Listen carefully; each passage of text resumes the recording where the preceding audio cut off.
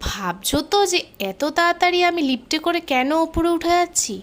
বলছি, আমি না কদিন আগে ফেসবুক থেকে একটা টি শার্ট অর্ডার করেছিলাম। এর আগেও ইনস্টাগ্রাম থেকে করেছি, ভালোই এসেছিলো। ফার্স্ট টাইম এটা ফেসবুক পারচেস।